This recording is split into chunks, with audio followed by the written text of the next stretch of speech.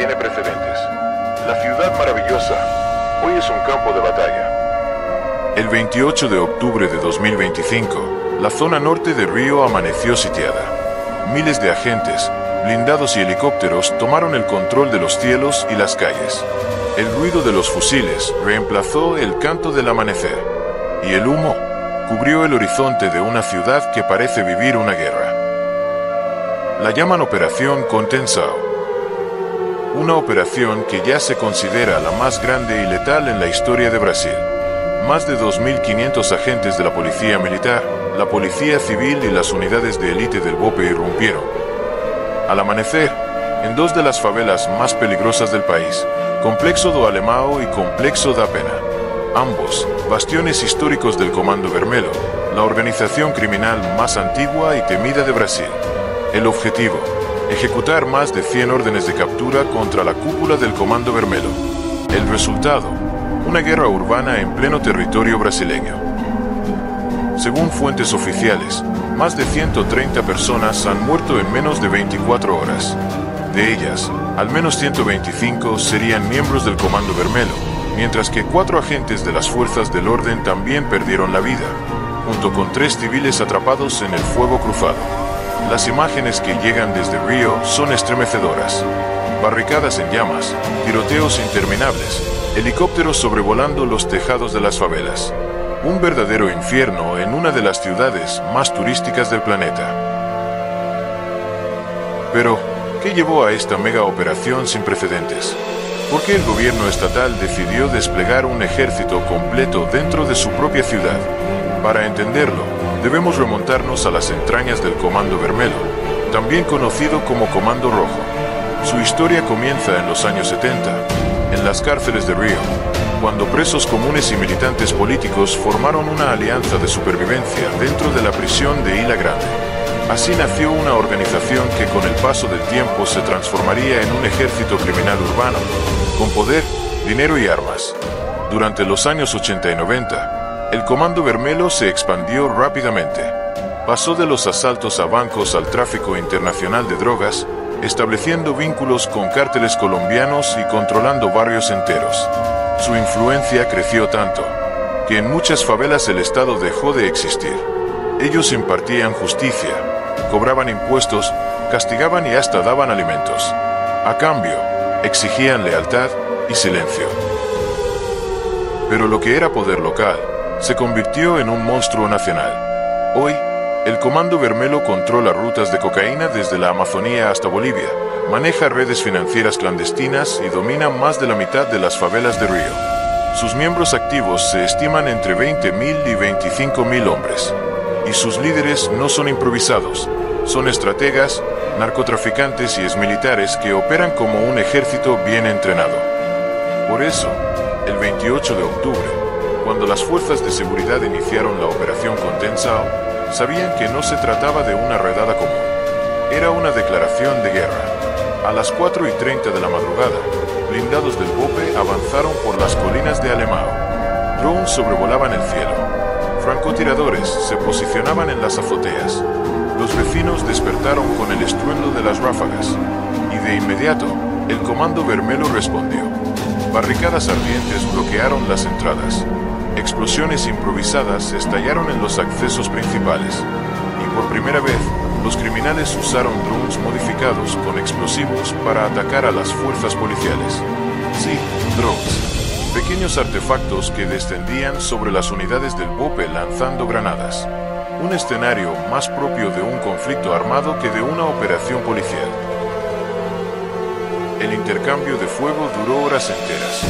Los callejones se convirtieron en trincheras, las escaleras en puntos de emboscada y los techos en posiciones de francotiradores. El aire se llenó de humo, de gritos y del sonido metálico de las balas rebotando contra las paredes. En una de las fases más intensas de la operación, 2 sargentos del BOPE fueron abatidos, Eber Carvalho da Fonseca y Cleayon Serafín González. Ambos cayeron mientras intentaban abrir paso por la zona de Mata do Alemão. Sus nombres hoy son recordados como héroes. Pero el golpe al Comando Vermelho fue devastador. Entre los abatidos se encontraba Tubarão Pirambo, líder criminal originario del estado de Ceará, y Rodrigo Coelho, alias RD, jefe operativo en el estado de Pará. Ambos formaban parte de la cúpula del comando. Su muerte y la captura de más de 80 operadores financieros y logísticos ha sido calificada por las autoridades como el mayor golpe al crimen organizado en la historia moderna de Brasil. En total, la policía incautó más de 110 fusiles de asalto, 38 granadas, decenas de pistolas automáticas y más de 30 vehículos robados. Un arsenal digno de una guerra. Y mientras todo esto ocurría, la ciudad de Río se paralizaba. Escuelas cerradas, el transporte público suspendido, las principales autopistas bloqueadas, y los residentes atrapados en sus casas, sin poder salir, temiendo por sus vidas. Al menos 3 civiles resultaron heridos por balas perdidas. El miedo se apoderó de las calles. Pero el operativo no fue improvisado. Fuentes internas revelaron que se preparó durante más de 6 meses, bajo un esquema de coordinación entre 6 fuerzas de seguridad: el BOPE, el RECOM, el Batallón de Choque, la Policía Civil del Estado, y los batallones 3 y 4 de la Policía Militar. El plan era claro: cercar, aislar y avanzar. Y eso hicieron. El BOPE tomó las partes altas de los complejos, cortando las rutas de escape. Desde las colinas, formaron una línea de fuego y avanzaron como un muro humano. Detrás de ellos, el RECOM y el Choque aseguraban las zonas limpias, mientras la policía civil irrumpía en los pasadizos y viviendas, cumpliendo las órdenes de arresto. Fue una operación quirúrgica, pero brutal.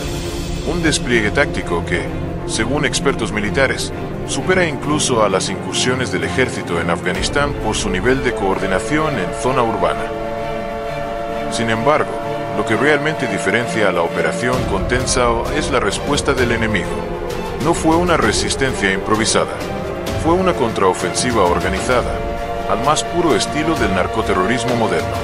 El propio gobernador de Río de Janeiro, Cláudio Castro, lo dijo sin rodeos: esto no es crimen común, esto es narcoterrorismo. Y los hechos le dan la razón. Los delincuentes bloquearon los accesos al aeropuerto, incendiaron vehículos en la Avenida Brasil y en la Línea Amarilla, paralizando por completo la ciudad. Por momentos, Río quedó aislada del resto del país. Las comparaciones no tardaron en llegar.